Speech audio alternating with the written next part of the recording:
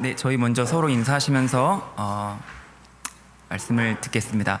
사랑합니다. 축복합니다. 잘 오셨습니다. 사랑합니다. 축복합니다. 잘 오셨습니다. 네, 함께 본문 말씀 신명기 1장 29절부터 32절까지 같이 읽겠습니다. 내가 너희에게 말하기를 그들을 무서워하지 말라, 두려워하지 말라. 너희보다 먼저 가시는 너희의 하나님 여호와께서 애굽에서 너희를 위하여 너희 목전에서 모든 일을 행하신 것 같이 이제도 너희를 위하여 싸우실 것이며, 광야에서도 너희가 당하였거니와 사람이 자기의 아들을 안는 것 같이 너희의 하나님 여호와께서 너희가 걸어온 길에서 너희를 안으사 이곳까지 이르게 하셨느니라 하나. 이 일에 너희가 너희의 하나님 여호와를 믿지 아니하였도다. 아멘. 네, 저희는 신명기를 본문으로 하여 큐티를 하고 있습니다. 신명기는 모세의 마지막 설교로 알려져 있죠. 그리고 신명기, 모세가 설교를 했던 그 장소가 이제 신명기 1장 1절에 나와 있습니다.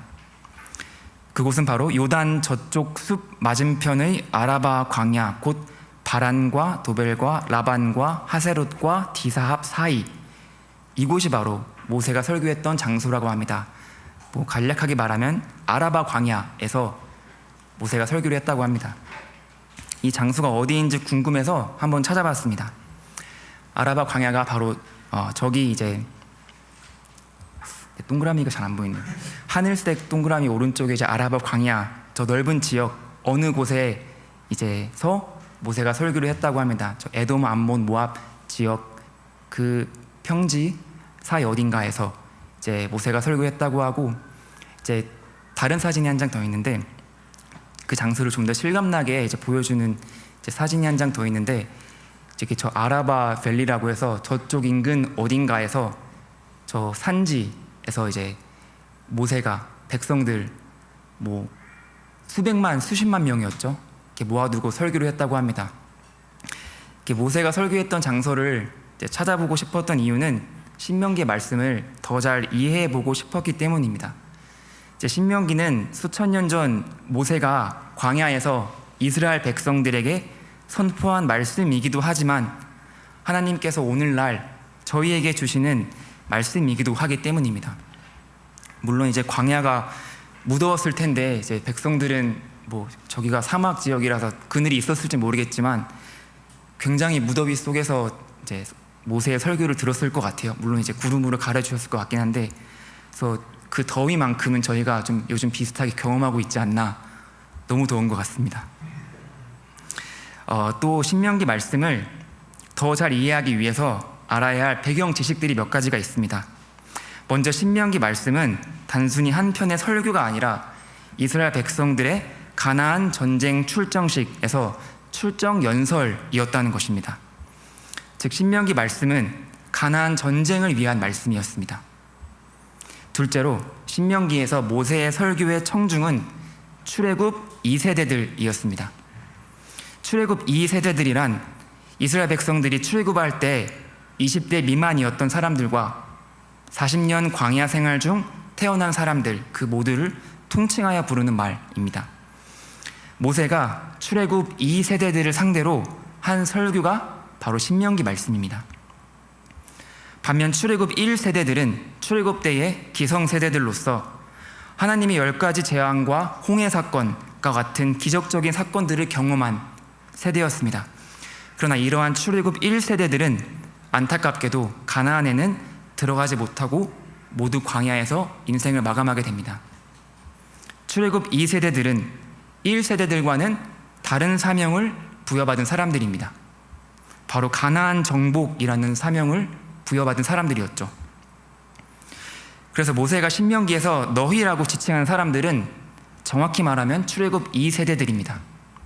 물론 그 너희가 출애굽 1세대와 2세대를 모두 가리킬 때가 있습니다. 예를 들어서 너희는 하나님 말씀을 듣지 않았다. 그것은 출애굽 1세대를 가리키는 것이겠죠. 출애굽 2세대는 1세대와 사명은 달라도 이스라엘 민족이라는 한 공동체이기 때문에 그 너희라는 지칭 안에 같이 포함되어 있습니다. 그러나 신명기에서 모세의 설교를 듣고 있는 너희의 진짜 너희는 출애굽 2세대들입니다. 그래서 이 사실을 기억한다면 신명기의 말씀을 좀 더 잘 이해하고 저희의 삶에도 좀 더 잘 적용해 볼 수 있을 것입니다. 먼저 하나님께서는 가나안 정복을 앞둔 이스라엘 백성들, 즉 출애굽 2세대들에게 가나안 민족을 무서워하지 말고 두려워하지 말라고 말씀하십니다. 그 이유는 하나님께서 그들보다 먼저 가셔서 그들을 위하여 가나안 민족과 싸우실 것이기 때문이라고 말씀하셨습니다. 함께 신명기 1장 29절 30절 말씀 다시 한번 같이 읽겠습니다. 내가 너희에게 말하기를 그들을 무서워하지 말라, 두려워하지 말라. 너희보다 먼저 가시는 너희의 하나님 여호와께서 애굽에서 너희를 위하여 너희 목전에서 모든 일을 행하신 것 같이 이제도 너희를 위하여 싸우실 것이며, 하나님께서는 애굽에서 노예로 살던 이스라엘 백성들을 10가지 재앙이라는 엄청난 사건으로 출애굽시키셨습니다. 이스라엘 백성들은 그저 가만히 자신들의 눈앞에 펼쳐지는 일을 바라보기만 했습니다.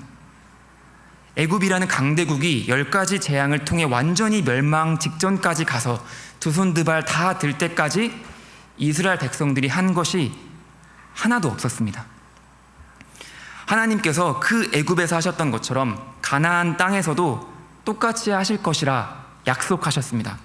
물론 가나안 전쟁에 다른 점이 있다면 출애굽 2세대들이 싸워야 할 싸움이 있었다는 것입니다.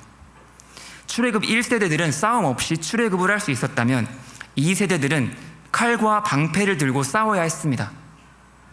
그렇지만 먼저 가시는 하나님께서 너희 눈앞에서 모든 일을 미리 행하실 것이다, 이 말씀은 1세대나 2세대나 애굽에서나 가나안에서나 변함이 없었습니다. 하나님이 이와 같은 약속을 일반 사람들이 듣는다면, 하나님을 믿지 않는 일반 사람들이 듣는다면 전혀 믿지 못할 것이, 믿음 있는 사람들이 듣기에도 사실 때로는 믿기지가 않습니다. 먼저 가시는 하나님께서 너희의 모든 일을 미리 행하실 것이다. 하나님께서 밥상을 다 차려주시고 저희는 그 밥을 먹기만 하면 된다는 의미 아닙니까? 믿음의 조상이었던 아브라함이나 골리앗을 무너뜨렸던 다윗 정도는 되어야 믿을 수 있을 것 같습니다. 하나님이 오늘날 저희에게 요구하시는 믿음이 바로 이러한 엄청난 믿음이라면 누가 이런 믿음을 가질 수 있을까요? 저희는 어떻게 이런 믿음을 가질 수 있을까? 사실 신약시대에서 예수님께서는 믿음과 관련하여 더 놀라운 말씀을 하십니다. 마태복음 17장 20절 말씀 같이 읽어보겠습니다. 이르시되 너희 믿음이 작은 까닭이니라. 진실로 너희에게 이르노니 만일 너희에게 믿음이 겨자씨 한 알만큼만 있어도 이 산을 명하여 여기서 저기로 옮겨지라 하면 옮겨질 것이요 또 너희가 못할 것이 없으리라. 예수님께서는 믿음만 있으면, 겨자씨만한 아주 작은 믿음만 있으면 산을 여기서 저기로 옮길 수 있다고 말씀하셨습니다. 이건 도대체 무슨 종류의 믿음일까요? 아니, 이런 믿음의 소유자가 정말 있을까요? 만약 대한민국에 이런 믿음의 소유자가 한 사람이라도 있다면 이 산이 많은 대한민국의 산의 위치는 여럿 바뀌었을 것입니다. 만약에 이문동에 한 사람이라도 있으면 천장산의 위치는, 대봉산의 위치는 바뀌었을 수도 있을 것 같습니다. 도대체 믿음이라는 것이 무엇이기에 예수님께서는 산을 옮길 수 있는 능력의 믿음을 비유하셨을까요? 먼저 가시는 하나님께서 너희를 위해 모든 일을 미리 행하실 것이다, 이 말씀을 내 삶에도 적용하면 어떻게 될까요? 저의 삶에 적용해 본다면 저는 지금 신대원에 다니고 있고 장학금이 필요한 상황입니다. 제 모든 장학금을 하나님께서 미리 앞서 행하셔서 다 채워주신다는 것을 저는 믿어야 했을 것입니다. 사실 이제 빌립보 장학금이라는 게 있었습니다. 저희가 늘 도움이 필요하면 연락하는 그곳 서울광염교회에서 빌립보 장학금을 신대원에 주시는데, 그것은 다른 장학금하고 정말 다르게 한 번 되면은 3학년 졸업 때까지 모든 학비가 다 지원됩니다. 그래서 그것만 되면 졸업까지 쭉 학비 걱정은 노. 외대교회에서 정말 이 기도를 많이 해주셨죠. 제가 이 빌리프 장학금 당첨이 되도록. 당첨? 네. 정말 나에게 그런 일이 일어날 수 있을까? 정말 날고 기는 전도사들이 많이, 정말 다양한 사연을 가진 분들이 많이 있을 텐데, 그래서 뭐 믿음은 생기지 않았지만 내심 기대하는 마음으로 자기소개서를 쓰고 이제 제출을 했습니다. 근데 정말 1차, 2차까지 되었고 마지막 면접에 남겨놨어요. 그래서 면접에서도 정말 그 면접 보시는 분들이 이렇게 외대교회 잘 알고 있다, 그 목사님 잘 알고 있다, 다니엘 기도 아직도 하고 있냐, 이런 식으로 막 너무 대화가 좋았어요. 그래서 또 마지막 끝나기 전에 저한테 이제 어디 있을 거냐, 그러니까 멀리 가면, 그러니까 이게 모든 면접이 끝나고 마지막에 집합을 시키나 봐요, 당첨되는 사람들한테. 그래서 부를 수도 있으니까 요 근처에 있으라는 의미였어요. 그래서 이거 되는 건가? 근데 저녁에 문자가 왔습니다. 아쉽지만 다음 기회에, 뭐 다른 말이었지만 저한테는 이렇게 들렸습니다. 그래서 막막했습니다. 그때는 정말 그 장학금만 되면은 진짜 학비 걱정 없이 학교를 다닐 수 있는데 탈락을 했으니, 그런 마음을 가지고 이제 학기가 지나고 있는데, 학기를 마치고 정말 뜻하지 않게 성적 장학금을 받게 됐어요. 저는 진짜 공부 열심히 안 했거든요. 그러니까 표현이 좀 이상하지만 열심히 못했습니다. 네. 근데 성적 장학금을 받았어요. 이게 뭐지?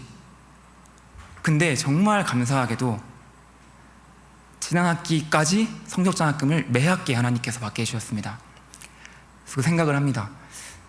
빌립보 장학금이었으면 출애굽이었는데 제가 아무런 해도 될 게 없잖아요. 해도 되는 게 없잖아요. 근데 하나님께서는 가나안 전쟁이라는 성적 장학금을 저에게 허락해 주셔서 제가 할 수 있는 것을 하게 해주신 거죠. 이 믿음의 원리를 여러분의 삶에도 한번 적용해 보시기 바랍니다. 먼저 가신 하나님께서 너희의 눈앞에서 모든 일을 행하실 것이다. 이 말씀의 원리를 저희의 삶의 자리인 직장, 학교, 가정에서 일어나고 있는 일에 적용해 보시기 바랍니다. 사실 믿기만 하면 엄청난 일이 일어날 것 같은데 잘 믿어지지가 않습니다. 그렇다면 출애굽 1세대들은 하나님의 약속을 어떻게 받아들였을까?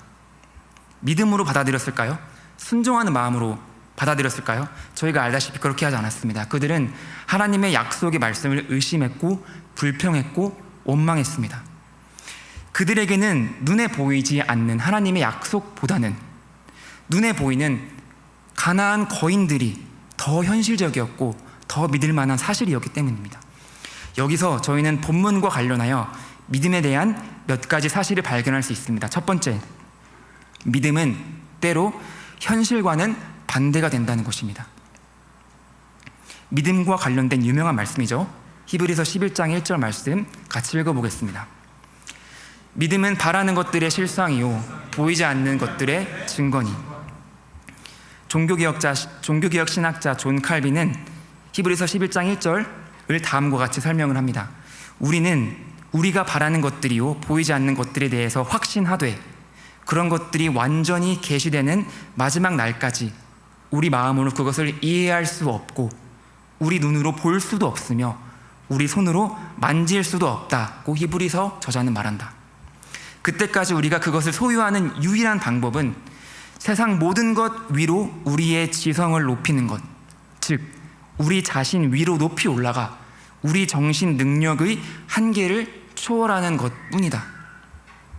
칼빈은 여기서 믿음은 나의 한계를 뛰어넘는 것이라고 말합니다. 즉 믿음은 눈에 보이는 현실 또는 내가 이해할 수 있는 범위 밖의 것을 믿는 것이라고 합니다. 출애굽 1세대들은 그들에게 가나안 거인들은 현실이었고 하나님의 약속의 말씀은 그들이 이해할 수 있는 범위 밖에 있는 것이었습니다. 출애굽 1세대들이 가나안 정복을 위하여 싸워야 할 대상이었던 가나안 거인들은 도저히 1대1로 싸워서 이길 수 있는 상대가 아니었습니다. 기적 같은 일이 일어나지 않고서는, 정말 이제 하나님이 개입하시지 않고서는 그 거인들과 싸워서 이길 수 있는 방법이 없었습니다. 출애굽 1세대들에게 하나님의 존재 또는 하나님의 개입은 그럴 수도 있고 안 그럴 수도 있는 불확실한 가정에 불과했습니다. 그러나 가나안의 거인들은 너무나도 확실한 사실이었습니다. 모세가 그들에게 먼저 가시는 너희의 하나님께서 너희를 위해 모든 일을 행하실 것이다 라고 말했을 때 그들은 에이, 그런 일이 일어나겠어? 하나님이 정말로 우리보다 먼저 가셔서 저 거인들을 무찔러 주실 수 있으시겠어? 라고 생각했습니다. 근데 참 아이러니하지 않습니까? 출애굽 1세대들은 10가지 재앙과 홍해 사건과 매일 제공되는 만나와 메추라기, 그들을 호위하는 불기둥과 구름기들을 매일 경험한 사람들이 아닙니까? 수많은 기적의 사건들을 누구보다도 많이 경험한 출애굽 1세대들이 어쩌다가 이렇게 현실적인 사람들이 되었을까요? 어쩌다가 이렇게 믿음 없는 사람들이 되었을까요? 함께 민수기 14장 11절 말씀 같이 읽어보겠습니다. 여호와께서 모세에게 이르시되 이 백성이 어느 때까지 나를 멸시하겠느냐? 내가 많은 기적을 행하였으나 어느 때까지 나를 믿지 않겠느냐? 크고 작은 기적을 수도 없이 경험한 출애굽 1세대들은 가나안 정복과 관련하여 먼저 가시는 하나님께서 너희를 위해 모든 일을 행하실 것이다 라는 하나님의 약속을 믿지 못했습니다. 왜냐하면 그들에게는 하나님의 약속보다 눈에 보이는 현실이 더 믿음직스러웠기 때문입니다. 과거에 일어났던 10가지 재앙, 홍해를 가르신 하나님의 기적, 그와 같은 역사는 물론 사실이었습니다. 그러나 그것이 지금 이 순간에도 또 이루어질지는 출애굽 1세대들에게는 미지수였습니다. 오히려 그들에게는 눈앞에 보이는 가나안 거인들이 더 현실적이었습니다. 여기서 저희는 하나님의 말씀에 대해 저희의 믿음을 방해하는 가장 큰 장애물 중 하나가 바로 아이러니하게도 현실이라는 사실을 배우게 됩니다. 저희가 하나님의 말씀, 즉 하나님의 약속의 말씀을 믿는데 방해하는 것은 다름 아닌 눈에 보이는 현실입니다. 눈에 보이는 이 현실이 저희로 하여금 하나님의 약속의 말씀을 믿지 못하게 방해합니다. 그런데 사실 이 현실 자체는 아무런 문제가 없지 않습니까? 저희가 이 현실이라는 것을 부정을 한다면 저희는 아마 미친 사람 취급을 당할 거예요. 눈에 보이는 이 현실은 사실이고 가나안 땅에 거인들이 산다는 것도 누구도 부인할 수 없는 사실이었는데 그 현실을 믿는다는 게 그렇게 큰 잘못입니까? 그 현실 자체는 아무런 문제가 되지 않습니다. 그러나 그 현실에 대한 하나님의 말씀을 믿지 않을 때는 그 현실도 문제가 됩니다. 나의 어떤 상황에 대해 하나님께서 믿음을 요구하실 때 그것에 순종하지 않는 그것이 바로 문제가 됩니다. 여기서 믿음에 대한 두 번째 사실이 나타납니다. 바로 믿음은 순종과 아주 밀접하게 연관되어 있다는 것입니다. 즉 믿음은 곧 순종입니다. 먼저 가시는 하나님께서 너희를 위해 모든 일을 행하실 것이다. 이러한 하나님의 약속의 말씀을 출애굽 1세대들은 도저히 믿을 수가 없었습니다. 그러나 출애굽 2세대들은 그 약속의 말씀을 믿었습니다. 아니, 사실 믿었다기보다는 순종했습니다. 그들의 머리로는 이해가 되지 않았지만 믿었습니다. 순종했습니다. 출애굽 2세대가 누구입니까? 출애굽 당시 20세 미만이었던, 그리고 광야에서 태어난 사람들. 출애굽 1세대가 보기에는 어리고 약하고 힘없고 아무런 전쟁 기술도 없는 그러한 세대였습니다. 그들이 할 줄 아는 것이라곤 하나님 말씀에 순종하는 것 밖에 없었습니다. 그러나 그 순종의 능력 하나로 출애굽 2세대들은 하나님께 선택을 받았고 가나안 정복 전쟁의 용사들이 되었습니다. 이곳에 모인 사랑하는 여러분, 하나님께서는 저희 각자에게 약속하신 것들이 있습니다. 저희 각자에게 주신 사명이 있습니다. 그리고 하나님께서 그리스도인들에게 주신 약속 또는 사명은 기본적으로 스케일이 큽니다. 예수님은 믿음에 관하여 말씀하실 때도 뭐 작은 거 옮기는 믿음, 뭐 이 물건으로 저 물건으로 옮기는 믿음을 말하는 게 아니라 산을 옮기는 믿음을 말씀하셨습니다. 예수님께서는 자신의 제자들에게 다음과 같은 위대한 사명을 맡기셨습니다. 마태복음 28장 19절부터 20절까지 읽어보겠습니다. 그러므로 너희는 가서 모든 민족을 제자로 삼아 내가 너희에게 분부한 모든 것을 가르쳐 지키게 하라. 볼지어다 내가 세상 끝날까지 너희와 항상 함께 있으리라 하시니라. 아멘. 여기서 나오는 모든 민족을 제자로 삼는 것 결코 작은 일이 아닙니다. 한 민족만 제대로 삼는 것이 아니라 모든 민족을 제대로 삼는 것, 이것은 가나안 정복과도 같은 엄청난 일입니다. 하나님께서는 당신의 자녀들, 즉 그리스도인인 저희들이 이 세상을 평범하게만 살게 놔두시지는 않는 것 같습니다. 물론 저희가 일상을 평범하게 사는 것 분명히 감사한 일입니다. 근데 만약 평범한 삶의 의미가 삶의 고난과 역경으로부터 지켜주시는 하나님의 평안을 말한다면 그 평범한 삶은 분명 좋은 삶입니다. 그러나 그 평범한 삶의 의미가 하나님을 위해 한 일이 없는 삶, 위대한 일을 시도하는 일이 없는 삶, 하나님의 일이 아닌 사람의 일만 하다가 가는 삶을 의미한다면 그 삶은 좋은 삶이 아닙니다. 하나님께서 기뻐하시는 그리스도의 삶이 아닙니다. 하나님께서는 그리스도인이라면 누구에게나 가나안 정복과 같은 위대한 일을 시도하는 사명을 맡기십니다. 특별히 하나님께서 외대교회에 주신 사명은 크고 놀랍습니다. 전국의 캠퍼스에 대학교회를 세워 캠퍼스의 두 번째 부흥을 꿈꾸는 인천 상륙작전이라는 시대적인 사명을 주셨죠.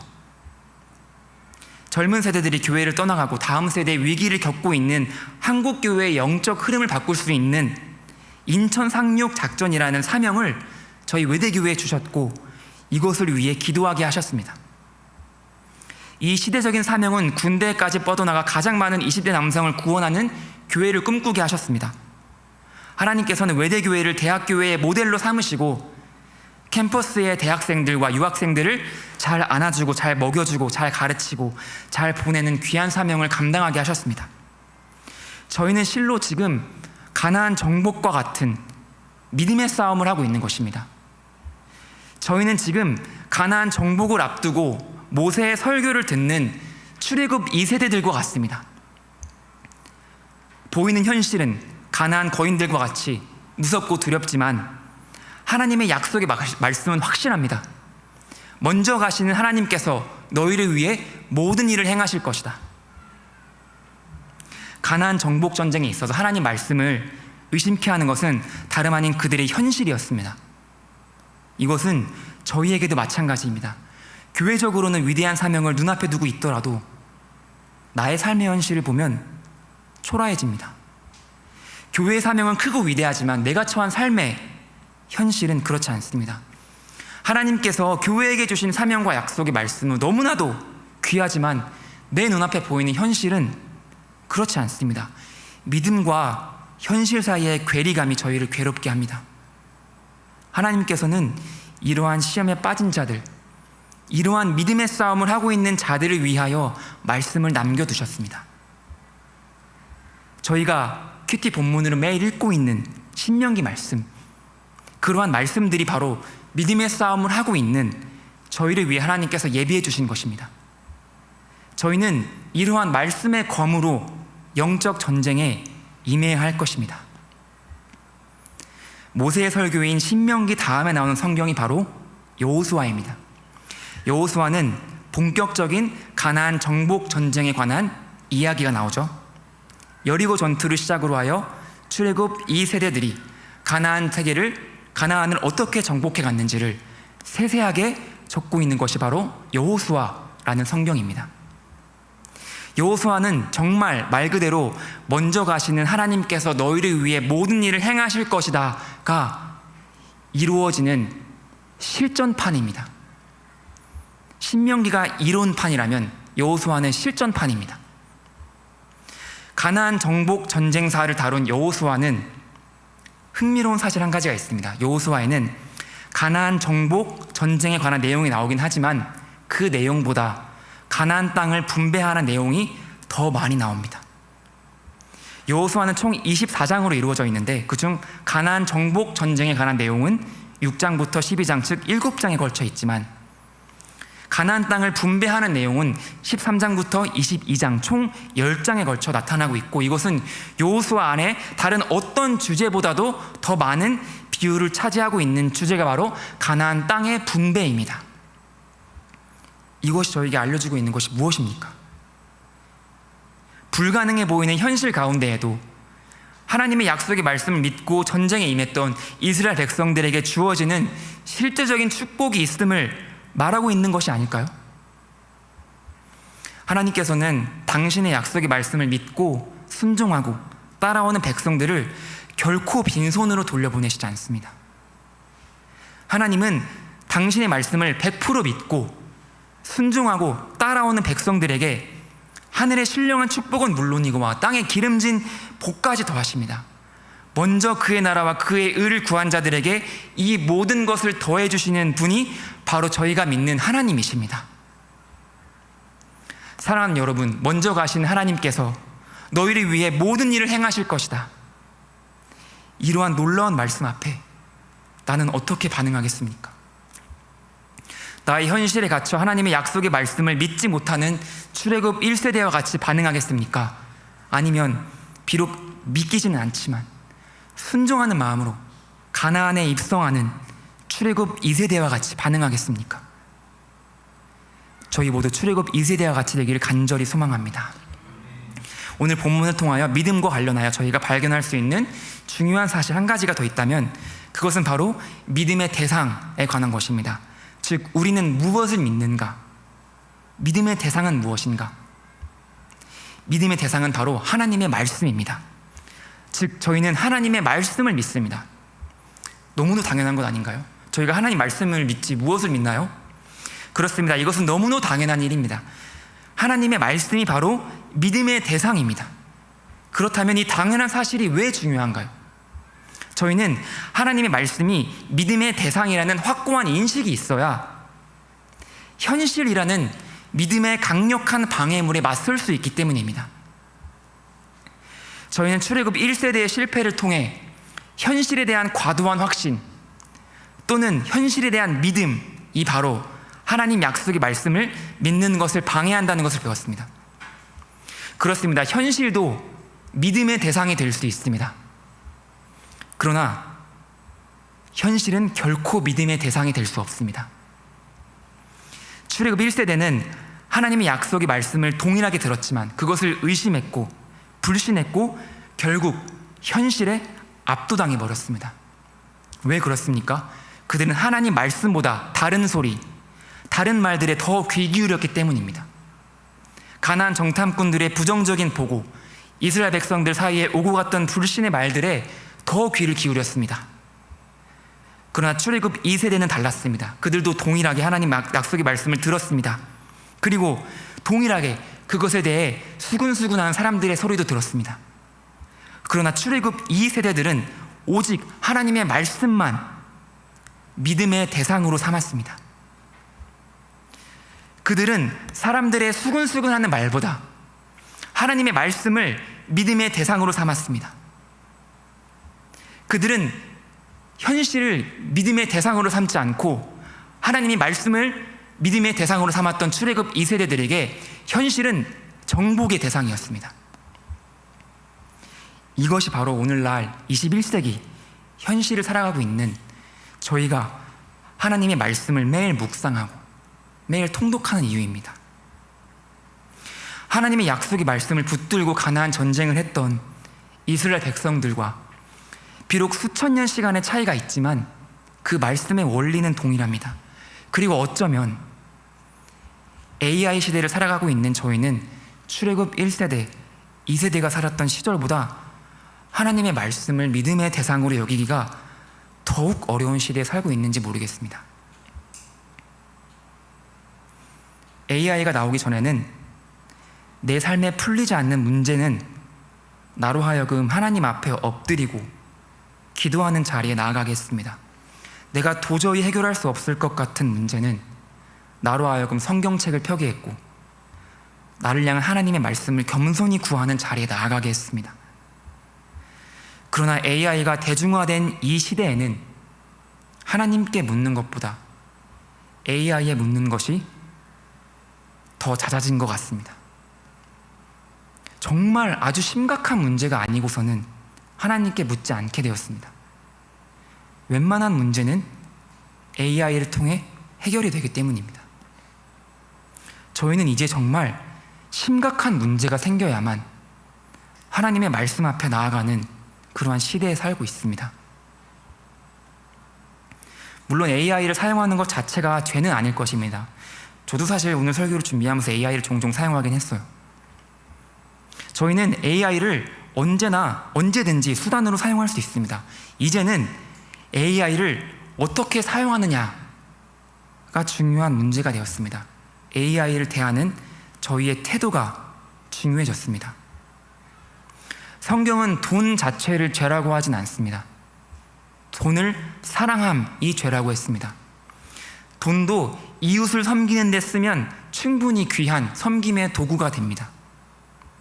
그러나 결국 이웃의 영혼을 살리는 것은 그 섬기는 돈이 아니라 하나님의 말씀이라는 것을 저희는 기억해야 합니다. AI도 마찬가지입니다. AI 자체는 죄는 아니라고 할지라도 AI를 사랑하는 것, AI를 하나님 말씀보다 더 가까이 하는 것, 그것은 분명 저희가 경계해야 할 모습입니다. 오늘 말씀의 결론을 맺겠습니다. 하나님께서는 모세를 통하여 가나안 정복을 앞둔 출애굽 2세대들에게 약속의 말씀을 해주셨습니다. 먼저 가시는 하나님께서 너희를 위해 모든 일을 행하실 것이다. 이 약속의 말씀은 너무나도 달콤했지만 그들이 보는 현실은 너무나도 냉혹했습니다.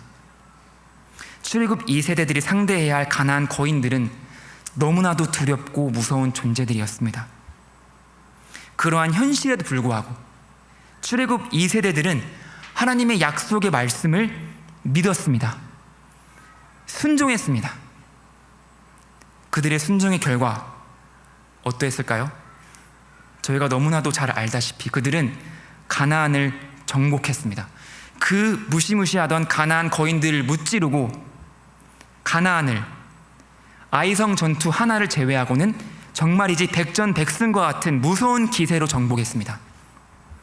이것은 정말 먼저 가신 하나님께서 너희를 위해 모든 일을 행하실 것이다 약속의 말씀처럼 되었습니다. 사랑하는 여러분, 저희도 가나안 전쟁을 앞둔 출애굽 2세대들과 같습니다. 하나님께서 저희 각자의 삶에 그리고 외대교회에 주신 사명이 바로 그와 같습니다. 저희는 하나님의 약속의 말씀을 받았고 이제 믿음으로 순종으로 나아가기만 하면 됩니다.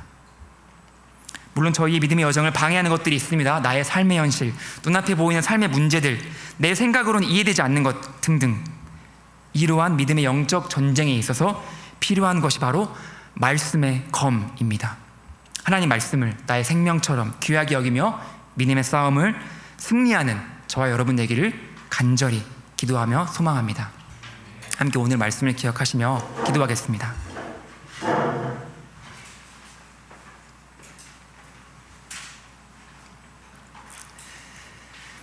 하나님께서는 가나안 정복 전쟁을 앞둔 출애굽 2세대들에게 모세를 통하여 다시 한번 약속의 말씀을 주셨습니다. 나는 너희 앞서 행하여 너희를 위하여 모든 싸움을 싸울 것이다. 출애굽 2세대들에게 할 것이라곤 순종하는 일밖에 없었습니다.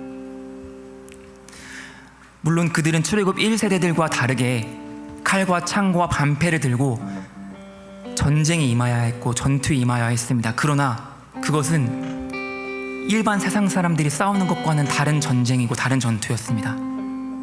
정말 말 그대로 하나님께서 차려주신 밥상에 숟가락만 얹는 것과 같은 그러한 전쟁이었습니다. 하나님, 저희 각자의 삶에 처한 현실, 또 저희 외대교회가 받은 사명, 때로는 정말 저희가 믿기 힘든 순간순간도 있지만 정말 출애굽 2세대에게 명령하셨던 그 말씀을 저희가 기억하겠습니다. 먼저 가시는 하나님께서 너희를 위하여 모든 일을 행하실 것이다. 이 말씀을 기억하며 저희에게 주어진 사명을 감당해내는 한 사람 한 사람 되게 하여 주시옵소서. 함께 기도하겠습니다.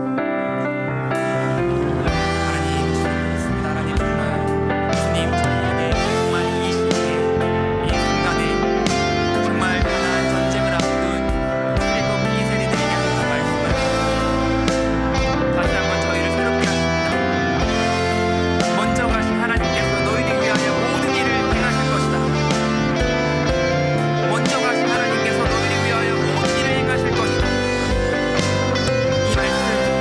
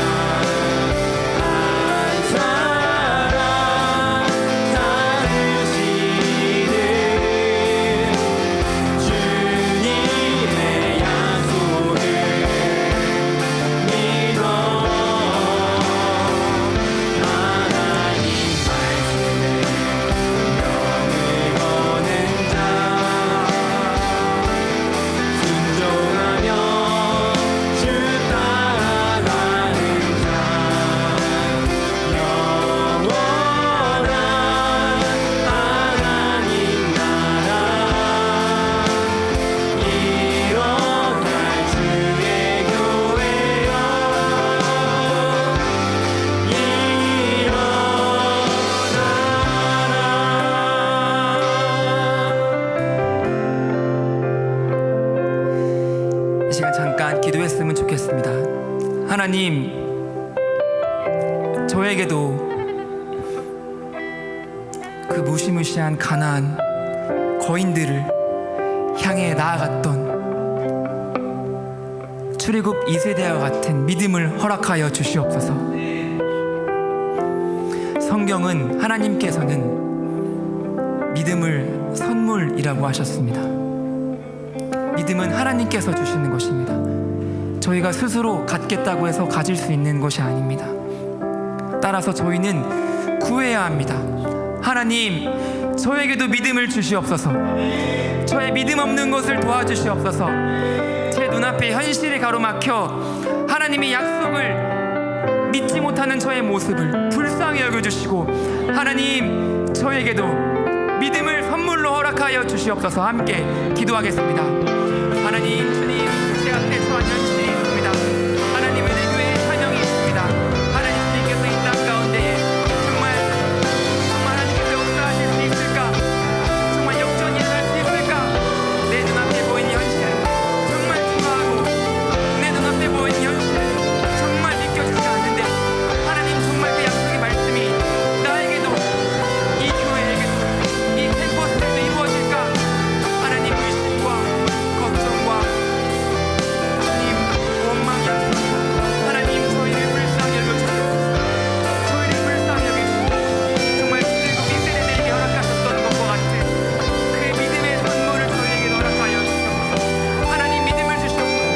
하나님, 믿음을 저희에게도 선물로 주시옵소서. 누구든지 구하고 찾고 문을 두드리라. 구하는 자마다 주실 것이라고 말씀하셨습니다. 믿음을 구하오니 믿음을 주시옵소서.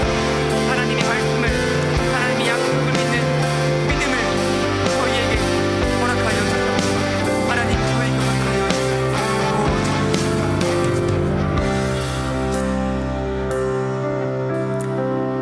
모든 말씀 살아계신 예수님의 이름으로 기도드렸습니다. 아멘.